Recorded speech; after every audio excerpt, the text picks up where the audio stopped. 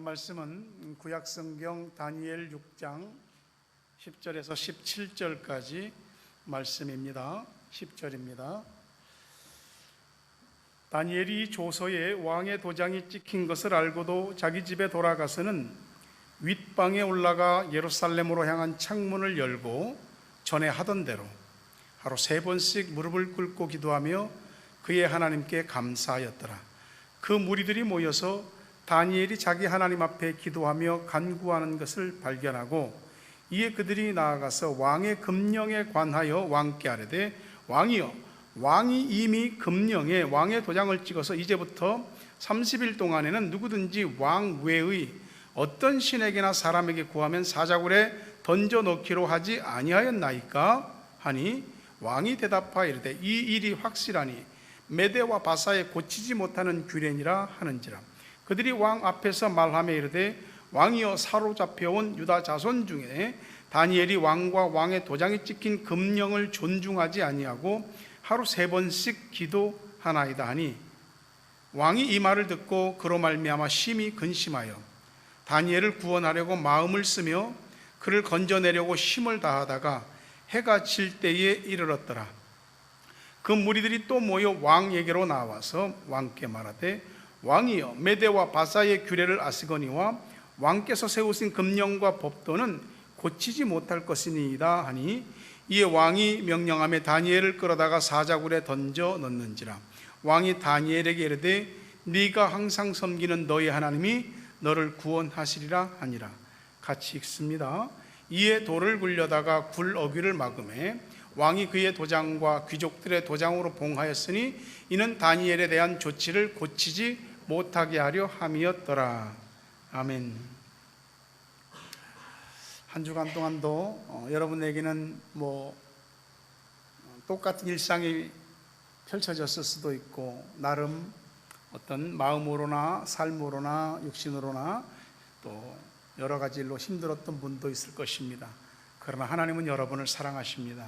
그리고 여러분을 기억하십니다. 평생에 여러분을 향한 눈길을 떼지 않을 것이고 여러분을 안으시는 손길을 거두지 않으실 것입니다. 그 은혜로 오늘 또 예배를 드리는 여러분들 위해 하나님의 축복과 은총이 가득하기를 주의 이름으로 축원합니다. 서로 인사하실까요? 자, 시작. 사랑합니다. 축복합니다. 우리 다음 거 하나만 넘겨주세요. 같이 한번 읽어볼까요? 시작. 너무 힘들 때 전에 하던 대로 하세요. 서로 옆 사람에게 지금 한 가지 물어봐야 될 게 있습니다. 진지하게 물어보십시오. 당신은 성실한 사람입니까? 옆 사람에게 물어보십시오. 당신은 성실한 사람입니까? 또 하나만 물어보세요. 똑같은 말인데 당신은 꾸준한 사람입니까? 여러 가지 이유가 있어서 웃겠죠. 평상심을 잘 유지한다, 사람이 꾸준하다, 성실하다 하는 것은 평소에는 그렇게 표가 나지 않습니다. 왜냐하면 다들 그렇게 사는 것 같으니까요. 그런데 살다 보면 무슨 일들이 생기잖아요. 그 일 때문에 마음도 힘들어지고 생각도 실타래 얽힌 것처럼 얽히고 몸도 현실도 다 힘들어질 때가 있어요.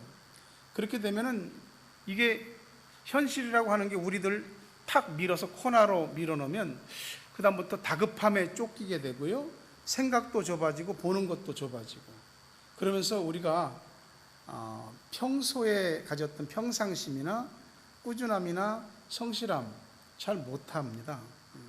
근데 솔직히 그럴 때 그 사람의 진짜 인생 실력, 인격의 농도와 깊이, 그리고 삶을 헤쳐나가는 능력, 이런 게 사실은 표가 나거든요.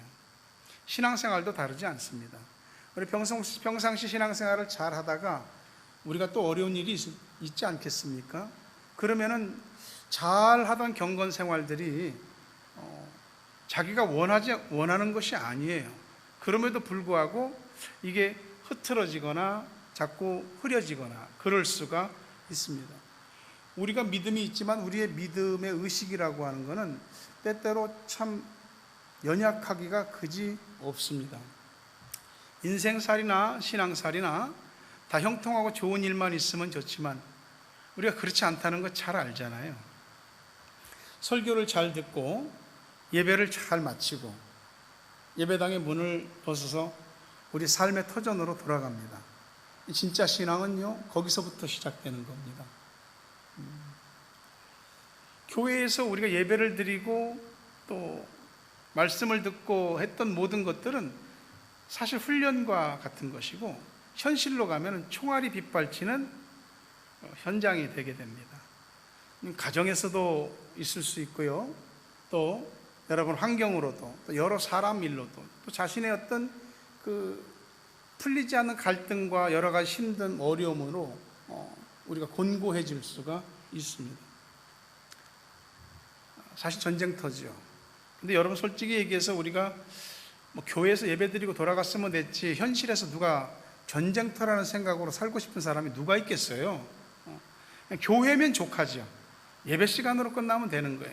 근데요, 말씀해 보니까 너희 앞에 싸워야 될 선한 싸움이 있다고. 악한 마귀가 우는 사자와 같이 너희를 삼키려고 하고 있다고. 그러니까 우리가 원튼 원치 않든 하나님을 믿고 믿음을 갖고 살아가는 우리에게는 싸워야 될 선한 싸움이 있어요. 악한 마귀가 우는 사자같이 그 이빨을 드러내며 우리를 삼키려고 하고 있습니다. 도둑이 담장을 넘어오는 것을 가만히 보고 있으면서 나중에 도둑이 다 털어갈 때까지 있으면은 우리가 어리석은 것이죠. 도둑이 담을 넘어오려고 이렇게 하면 도둑이야 라고 소리쳐야죠. 도둑이 와서 다 털어갈 때까지 아무 방비도 아무 대책도 아무 행동도 액션도 취하지 않다가 다 털립니다. 신앙생활이 그럴 때 있거든요. 그리고서 하나님을 원망하고 가족을 원망하고 교회를, 목사를, 교인들을 원망합니다. 그 지경까지 가면은 자기가 잃어버렸던 것보다 사실 더 큰 것들을 잃어버리게 되는 것입니다. 다니엘 6장 4절과 5절 말씀 보면은 이에 총리들과 고관들이 국사에 대하여 다니엘을 고발할 근거를 찾고자 하였으나 아무 근거 아무 허물도 찾지 못하였으니 이는 그가 충성되어 아무 그릇됨도 없고 아무 허물도 없음이었더라. 그들이 이르되 이 다니엘은 그 하나님의 율법에서 근거를 찾지 못하면 그를 고발할 수 없으리라. 우리 그러잖아요. 털어서 먼지 안 나는 사람 없다고. 먼지 안 나는 사람이 있네요. 허물을 찾으려고 어떻게든지 꼬투리를 잡아서 모함하고 잡아 넣으려고 그러는데 먼지가 안 나는 겁니다. 이게 공무원이 말이죠, 고위 관료가 이루기 쉽지 않거든요. 그래서 옛날부터 이런 사람들을 청백리라 그랬습니다. 청렴결백한 관리다 그 말이에요. 다니엘이 그런 사람이에요. 그러니까 아무리 해도 허물을 잡을 게 없으니까 저 사람은 하나님의 율법, 그 사람이 말씀대로 하는 것에서 꼬투리를 잡아야 되겠다. 보니 다니엘은 하루 3번씩 하나님께 기도하더라. 그것 말고는 꼬투리를 잡을 수가 없는 겁니다. 우리의 인생을 살면서 어려움을 겪을 때는 사람 막대기, 인생 채찍을 맞을 때가 있습니다. 억울할 때도 있죠.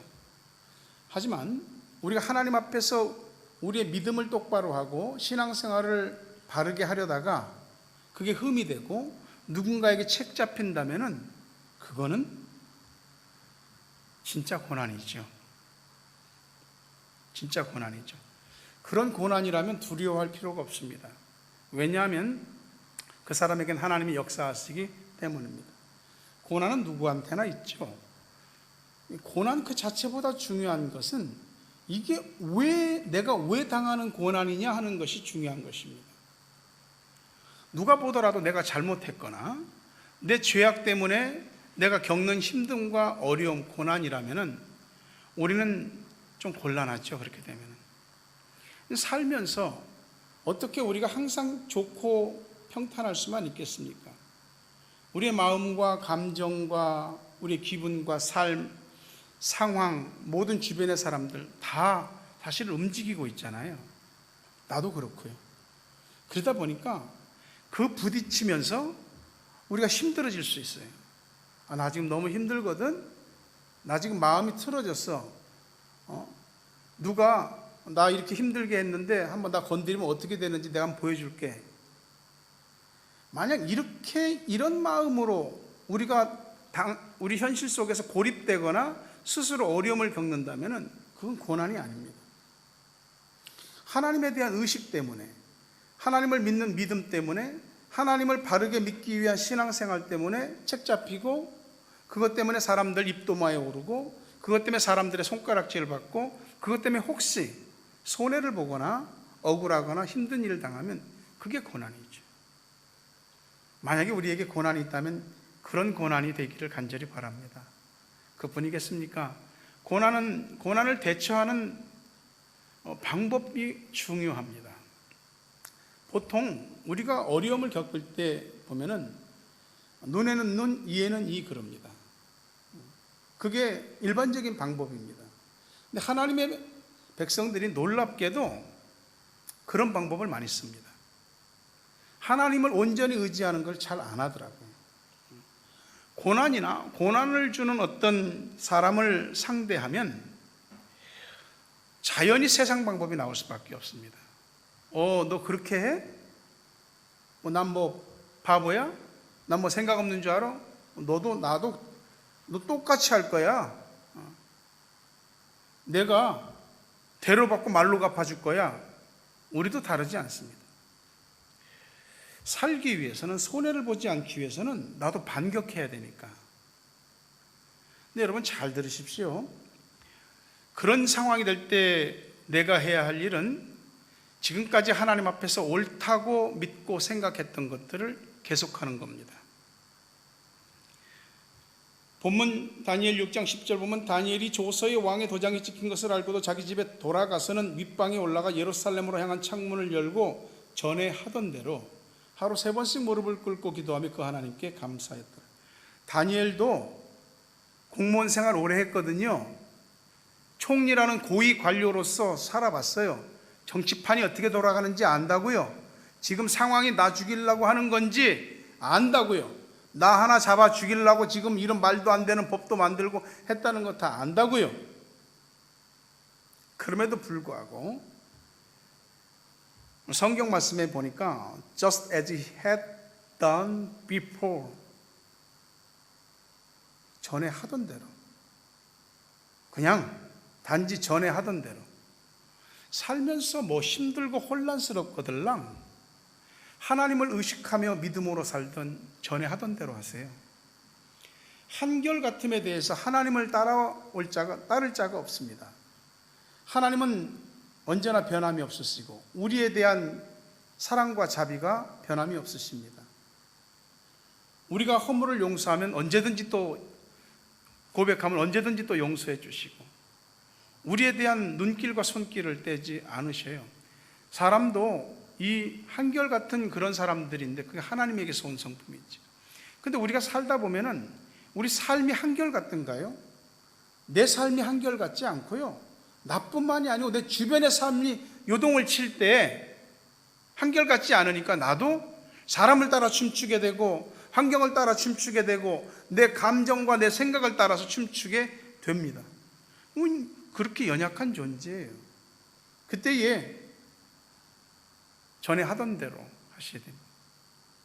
내가 신앙적으로 혼란이 왔거나 영적인 침체가 왔거나 전에 하던 대로 하셔야 됩니다. 나이 많은 한 노인이 오하이오 주에 있는 한 교회를 다녔습니다. 이제 은퇴하고서 자기가 여생을 보낼 지역을 오다 보니까 오하이오로 이사 오게 됐는데 그게 예전에 있던 교회를 떠났죠. 이사한 동네에서 교회를 몇 년을 잘 다녔습니다. 하루는 애들이 이렇게 열심히 교회를 다니고 뛰노고 하는 것을 보면서 마음이 뭉클해졌습니다. 그리고 한날은 용기를 내서 주일학교 교사들 모임 있는데 가서 내가 지금 나이 먹고 늙었지만 젊어서는 주일학교 교사로 아이들 열심히 가르쳤었습니다. 제가 이 교회 온 지 몇 년 됐는데 마음을 잘 못 붙여서 그런지 교회로 올 때마다 낯선 느낌이 좀 듭니다. 그래서 기도하는 중에 내가 주일학교를 다시 교사로 섬길 수 있으면 좋겠다, 그런 마음이 들어서 감히 말씀을 드립니다. 나에게 반 하나를 맡겨주시면 충성과 헌신을 다해서 아이들을 돌보겠습니다. 교사들이 나이 많이 잡숫고 뭐 못할 것 같이 보이는 분이 얘기하시니까 실제로 반에 다른 남는 클래스도 없었고 반이 없어요. 선생님께 맡길 반이 없어요. 그래요. 근데 그걸 우연찮게 듣던 목사님이 실제로 반이 없는데 한번 반을 한번 새롭게 만들어 보시겠습니까? 애들을 전도하셔서. 전혀 생각지 못했던 방법인데 그렇게 목사님이 제안을 하니까 이분이 나가서 애들 노는 놀이터에 가서 전도를 하기 시작하는 거예요. 그리고 아이들을 주님의 교회로 이끌어서 1명, 2명, 3명 그렇게 반이 늘어나는 거예요. 그 애들을 열심히 가르쳤어요. 자신의 남은 삶이 아이들을 가르치는 것이라 믿고 있는 힘을 다해서 애들을 가르치고 사랑해주고 같이 음식도 나누고 아이들하고 함께 놀기도 하고. 이분에게 배운 어린이 가운데 찰스 콘웨이라고 하는 사람은 후일 인도의 선교사로 가서 선교사로 충성을 하고, 또 다른 사람은 주의 종의 길로 들어서 목사가 됐습니다. 이분은 내가 주님 일에 대해서 의미를 잃기 시작했을 때 다시 전에 하던 대로 해야 되겠다는 마음을 먹고 감당한 겁니다. 이분의 이름은 잊혀졌습니다. 존재도 잊혀졌습니다. 그런데 이 노인 양반이 가르친 아이들을 통해서 이 노인 양반의 그 삶은 다시 이어지고 있는 것이고, 가르침을 받은 그 사람들을 통해서 이 땅에서 하나님의 나라가 세워지고 확장되는 일들이 있게 되는 것이죠. 사람이든 건물이든 가꾸지 않으면, 관리하지 않으면 망가집니다. 좋은 집도 사람 손 안 대면 허물어지고 낡아지고 그러더라고요. 사람도 그렇고요. 지성도 다르지 않습니다. 사람의 지성도 그저 옛날에 배운 거 그대로 머물러 있으면 새로운 지성이 되지 않습니다. 지성도 연마해야지 늘 새 것이 됩니다. 옛 것도 새 것이 됩니다. 영성도 다르지 않습니다. 여러분, 영성이라고 하니까 뭐 크고 대단한 것이라고 생각하지만 영성이라고 하는 것은 우리가 하나님을 의식하는 우리의 마음, 그것을 통해서 예배를 드리고 기도하고 말씀을 붙들고 또 성령의 은혜를 받으며 성령의 빛 비춰주심을 통해서 얻은 깨달음이 자꾸 쌓이고 축적되면서 영성이 되는 거예요. 뭐가 어떻게 됐든지 간에 우리에게서 하나님에 대한 의식이 희박해지거나 예배나 말씀이나 기도나 성령의 은혜를 사모하는, 말씀을 사모하는 마음이 약해지면 영성은 그만큼 쇠약해지는 것입니다. 시편 49편 20절에 존귀에 처하나 깨닫지 못하는 사람은 멸망하는 짐승 같도다. 사람 자체는 존귀한 존재입니다. 깨닫지 못하면은 짐승하고 뭐 다를 거 있냐 이 말이죠. 우리가 가장 힘들고 어려울 때에 그때는 그 자리에서 헤매면 안 되고요, 기본으로 돌아가야 됩니다. 이건 뭐 이론적으로 하는 얘기가 아니고 진짜 우리가 믿음의 사람으로 살고 또 우리의 인생이 제대로 서기 위해서는 가장 힘들 때는 기본으로 돌아가야 됩니다. 가장 힘들 때 전에 하던 대로 해야 된다고요. 누구 좋아지라고, 누가 나 알아달라고 예수 믿는 게 아니면 힘들고 어려울 때 전에 하던 대로 가라고요. 사람이 얼마나 간사한지 우리 자신을 스스로 돌아봐도 느낄 수 있는 부분입니다. 평상시 때 늘 잘 하던 것이지만 조금 몸이 힘들고 피곤하면 또 안 할 수도 있습니다. 제가 아내와 함께 저녁에마다 기도를 하러 오는데 한 번씩 이렇게 피곤할 때도 있고 어쩔 때는 오클랜드를 갔다가 좀 늦게 오기도 하고 그러면 좀 꾀가 난다니까. 아유, 오늘은 좀 하루 운전도 지금 7시간, 8시간 했는데 하루 종일 돌아다녔는데 그렇다고 내일 새벽기도 안 가는 것도 아니고 주님이 그런 건 좀 이해해 주지 않겠어? 자위하는 거죠. 그리고 쉽니다. 그만큼 감사해요. 사실 우리는 누구도 무쇠 또 철인이 아닙니다. 다 약하다고요. 살면서 겪는 이런저런 일들, 가정이든 또는 집 바깥의 일이건 어떤 상황이나 사람 때문에 지치고 힘들고 그러면은 자연히 우리 속에 뭔가 해결되지 않는 것 때문에 고민이 됩니다. 누구나 그럴 수 있습니다. 근데 그게 오래 지속되다 보면은 어느 순간부터 그 사람이 하나님을 믿는 사람 같지가 않게 됩니다. 그 상태에서 조금 더 오래 가면 하나님 보시기에도 아니고 교회와 사람이 보기에도 영 아닌 사람이 되는 겁니다. 자기 어려움이나 고난에 집중하면 고난은 더욱더 크게 느껴지고 고난이 사자 입 벌리고 있는 것처럼 우리를 딱 삼켜버리게 됩니다. 하나님께서 우리에게 원하시는 것은 그럴 때 기도의 양을 늘리라고, 기도의 깊이를 깊이 파고 기도의 강도를 더 강하게 하라고, 가장 힘들 때 한 번 더 전에 하던 대로 해야 우리의 믿음이고 삶이고 육신이고 가정이고 모든 게 지켜지게 됩니다. 전에 하던 대로 하면은 안 해야 할 것들을 자연히 안 하게 됩니다. 우리 안에는 하나님 앞에서 제거되어져야 될 부분들이 있습니다.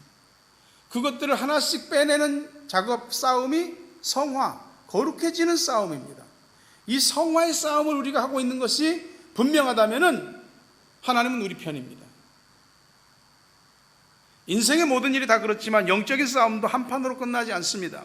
때로 하나님께서 어떤 일들은 한 방에, 한 판에 끝내주시지만 대부분의 우리 신앙생활과 영적인 싸움은 내 안에 부정적인 요소, 또 잘못된 요소들을 자꾸 없애가고 거꾸로 내 안에 하나님이 기뻐하시고 원하시는 것들을 자꾸 강화시키는, 이것이 반복되어져야 됩니다. 이게 싸움이거든요. 전에 하던 대로 할 때에 이것들이 비뚤어졌다가도 다시 돌아오게 되고 하는 것입니다. 여러분 생각에 목사는 어떤 사람이고 목사가 하는 목회는 어떤 것일까? 혹시 그런 생각을 해보신 적 있나요? 저는 목회자로서 가만히 저 자신을 보고 모든 주변의 목회와 목회자들을 볼 때 세상에 평탄한 목회는 어디도 없다. 마귀의 공격은 전방위적인 것이기 때문에 목회는 전방도 후방도 없어요. 모든 목회자는 다 자신의 자리에서 하나님 앞에 최고로 힘든 싸움을 싸우고 있는 건 사실입니다. 그렇게 열심히 성실하게 목회하는데도 교인이 10년 목회했는데도 교인이 한 20명밖에 안 돼. 얼마나 지치겠어요. 그 사람들로 교회를 움직여가는 것이 가능하겠느냐고요. 근데 꿋꿋하게 갑니다. 꿋꿋하게.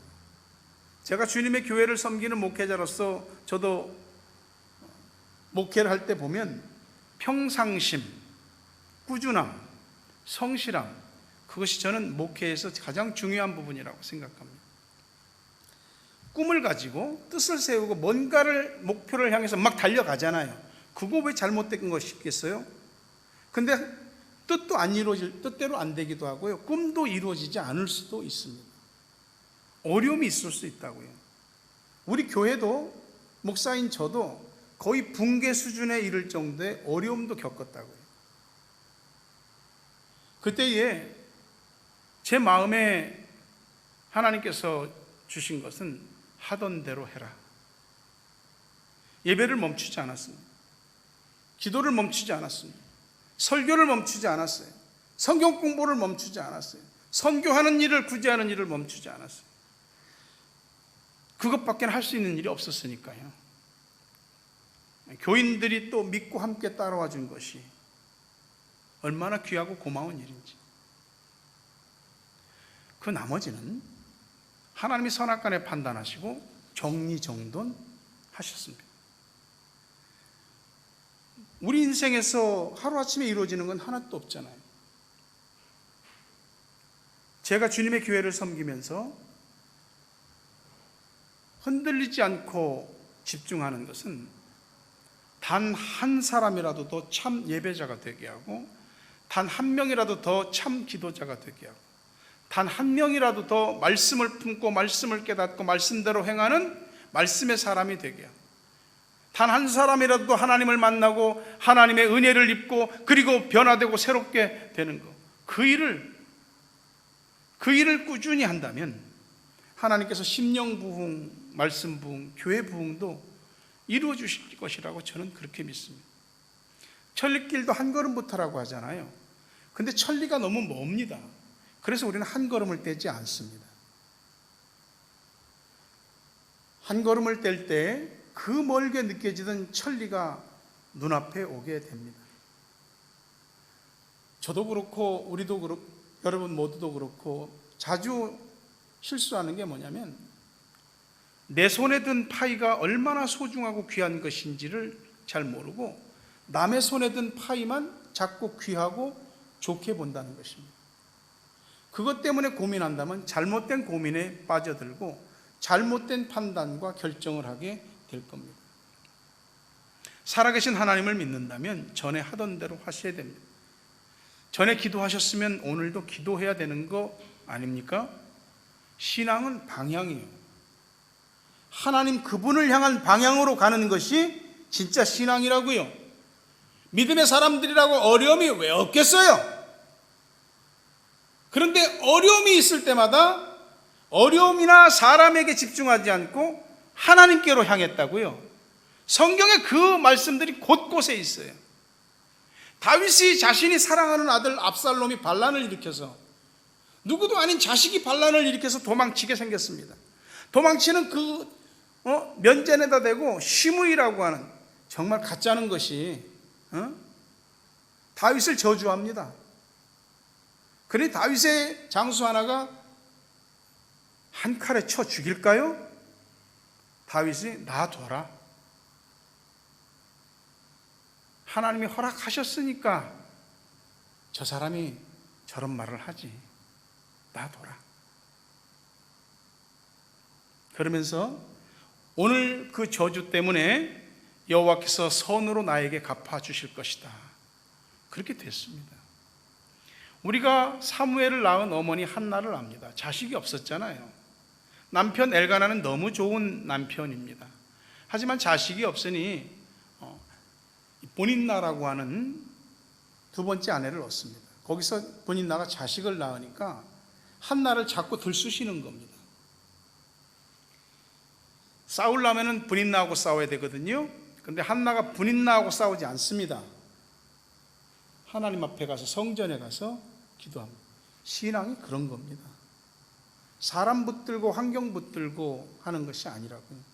성경이 계속해서 무대를 바꾸고 사람을 바꾸는 것뿐이지, 성경이 우리들에게 주시는 메시지는 어제나 오늘이나 내일이나 똑같은 거예요. 무슨 일이 생기면 사람이고 환경이고 거기에 집착해 매달리지 말고 하나님께 매달려야 됩니다. 사람 붙들고 뭐해요? 환경 붙들고 뭐 하냐고요? 거기서 답이 나오냐고요?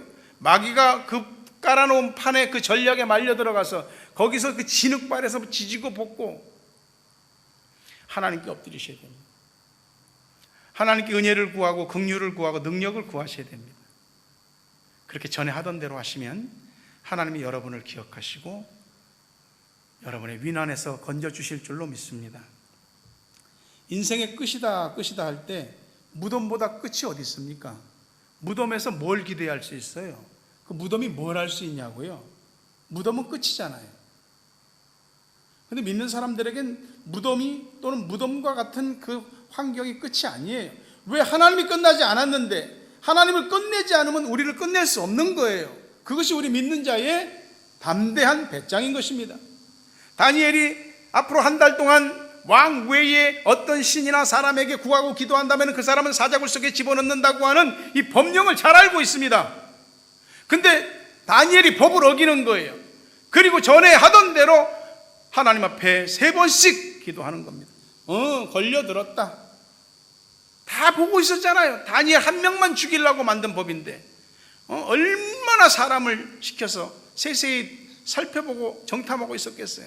걸렸어. 17절에 보니까 이에 돌을 굴려다가 굴 어기를 막음에 왕이 그 도장들 그 도장과 귀족들의 도장으로 봉하였으니 이는 다니엘에 대한 조치를 고치지 못하게 하려 함이었더라. 빠져나갈 틈이 없어. 예수님께서도 무덤에 안치되셨을 때에 큰 돌로 무덤을 막아버리고, 그리고 그 무덤에 각자 도장을 찍어서 인봉했단 말이에요. 군사들로 지켰어요. 못 빠져나갑니다. 막인 빈틈이 없어요. 그 빈틈 없는 걸 어떻게 빠져나가? 하나님이 역사하셔야지. 안 되는 건 안 되는 거잖아요. 우리도 딱 상황 판단하는 거지. 딱 보면 이거는 틀렸어, 안 돼, 딱 판단이 서잖아요. 마귀가 2겹 3겹 촘촘히 빠져나갈 수 없는 그물망을 쳤는데 그 그물을 어떻게 우리 힘으로 찢고 우리 인생에서 빠져나갈 수 있겠느냐고요. 그러나 기도하는 사람은 환경의 무덤 2겹 3겹 4겹 10겹으로 쳐진 그물망이라 할지라도 끝나지 않는 줄 믿으시기 바랍니다. 사자굴에 떨어지지 않기 위해서 안간힘을 쓰면 사람과 싸워야 됩니다. 나도 머리 써야 되니까. 하나님 한 분만 바라보는 건 바보, 멍청이, 쪼다, 말미잘, 해삼, 멍충이, 하나님 한 분만 바라보는 싸움을 해야 됩니다. 그때 하나님께서 사람이든 환경이든 오토매틱으로 탁 정리하시는 것을 믿으시길 바랍니다. 느부갓네살 왕은 다니엘을 아꼈습니다. 그리고 크게 중용했습니다. 그런데 이 모든 법이 다니엘을 죽이려고 하는 음모였다는 걸 나중에 알았어요. 신하들이 와서 왕이여, 이 법은 고치지 못하잖아요. 왕도 못 고치는 겁니다. 다니엘 당장 사자굴 속에 집어넣어야 됩니다. 계속해서 신하들이 법을 내세워서 압박을 합니다. 느부갓네살 왕은 어떻게 해서든지 다니엘을 살려내려고, 어떻게든지 도와주려고 가진 애를 다 썼습니다. 밤이 됐어요. 또 신하들이 찾아와서 또 이 못 고치는 법인데 왕이 이거 시행 안 하면 어떻게 되는 겁니까? 결국은 내주게 됩니다. 그러면서 다니엘아, 너의 하나님이 너를 구원하실 줄 믿는다. 그날 하루 종일 금식하고 왕이 오락과 연회를 금하고 밤에 한숨도 못 잤습니다. 새벽 일찍같이 가서 다니엘의 떨어진 사자굴 앞에서 조심스럽게, 다니엘아, 살아계시는 하나님의 종 다니엘아, 네가 믿는 너의 하나님이 너를 구원하셨느냐? 당연히 소리가 안 들려야 옳죠. 소리가 들립니다. 왕이여 만수무강하옵소서. 하나님께서 천사를 보내 사자들의 입을 막으셨고 아무데도 상한 곳이 없습니다. 이로써 저의 무지함이 입증되었고 왕에게도 제가 해를 끼치지 않게 되었나이다. 그리고서 느부갓네살 왕은 다니엘을 즉시 꺼내고 다니엘을 모함하고 해치려고 했던 그 사람들과 그들의 아내와 자식들까지 사자굴 속에 집어넣었습니다. 다니엘한테는 얌전한 강아지 같았던 사자들이 그 사람들이 굴바닥에 떨어질 때 바닥에 닿기도 전에 사자들이 점프해서 다 물어버리고 뼈까지 으스러뜨렸습니다.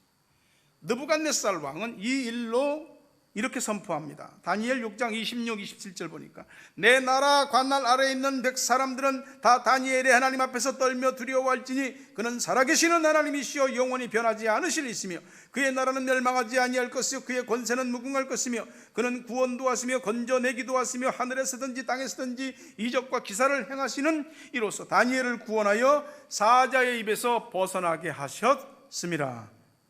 아멘 하시기 바랍니다. 전에 하던 대로 했어요. 전에 하던 대로 하세요. 그래야 여러분이 하나님의 살아계시고 역사하심을 나타내게 될 것이고 불신자들에게도, 믿음이 약한 자들에게도 선한 영향력을 끼치는 자가 될 것입니다. 우리 힘으로는 어쩔 수 없는 어떤 일들이 우리 인생에는 있습니다. 내 힘과 방법으로 싸워서 이겼다면 한 번으로 안 끝나고 또 같은 인간적인 힘과 방법으로 또 싸워야 될 겁니다. 여러분이 하나님을 의식하고 하나님의 도우심을 구할 수 있나요? 기도할 수 있나요? 그렇게 하세요. 그렇게 하시면 돼요. 하나님의 얼굴이 여러분에게로 향하게 될 것입니다. 기도할 수 없을 때 더 많이 기도하세요. 그래야 뭐가 됐든 이길 수 있는 겁니다. 우리는 안 믿는 사람들하고는 존재 자체와 사는 방식이 다릅니다. 우리는 어차피 다 연약합니다. 마귀가 공격할 때 다 노출되어 있고요. 피할 수 없습니다. 누군가 여러분 주변에 힘든 사람이 있거들랑 그 사람 손을 잡고 함께 기도하자고 하세요. 전에 하던 대로 한번 기도하자고 하세요. 불길이라는 게 위로 막 치솟아 오를 때도 있지만 옆으로 번질 때도 있는 거거든요. 하나님을 향해서 우리의 마음이 올라가는 것만큼 누군가 힘들고 어려운 사람을 향해서도 같이 전에 하던 대로 하나님 의지하고 기도하자고 그렇게 권면하세요. 은혜 받았던 적, 하나님의 능력과 기적을 그 손을 경험해보고 맛본 적 있잖아요. 없다면 반드시 경험하셔야 돼요. 여러분이 원할 때 하나님이 경험하게 해주실 거예요. 경험한 사람들은 힘들고 어려울 때 전에 하던 대로 하세요.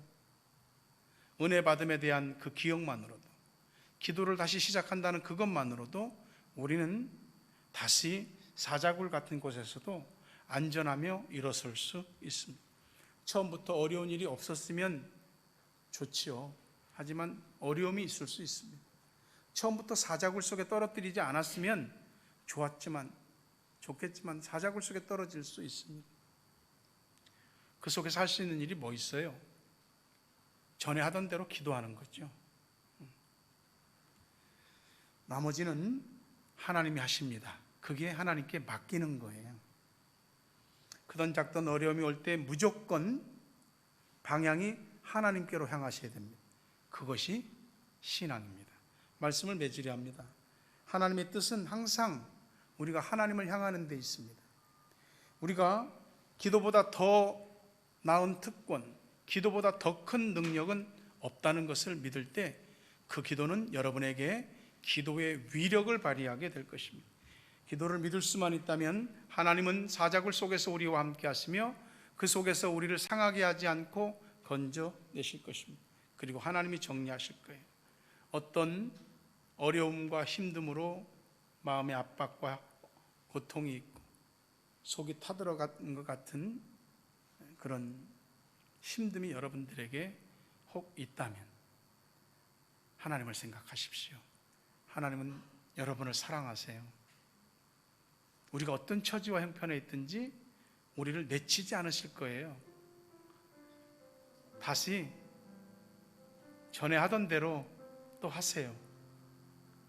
하나님이 어떤 분인지를 경험하는 놀라운 역사 여러분에게 나타나고 간증이 이어지는 여러분들 되길 주의 이름으로 축복합니다. 오늘 말씀 어렵지 않지요? 기도해 봅시다. 같이. 하나님, 오늘 이 시간 합심해서 기도합니다.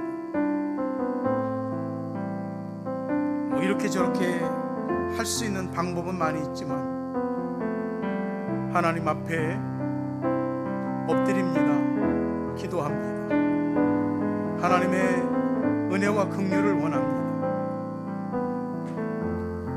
기도할 수 없을 때 한 번 더 전에 하던 대로 기도할 수 있게 해주시옵소서. 우리가 하나님을 믿고 아는 사람으로 은혜를 받고 하나님의 능력과 기적을 체험한 사람으로서 오늘 다시 전에 하던 대로 할 수만 있다면 하나님은 우리를 어떤 상황 속에서도 지키시고 건져내시는 걸 믿습니다. 아무리 힘든 일이 있을 때 그 힘든 일 속에 가라앉지 않고 다시 하나님을 향하게 하여 주옵소서. 주님께서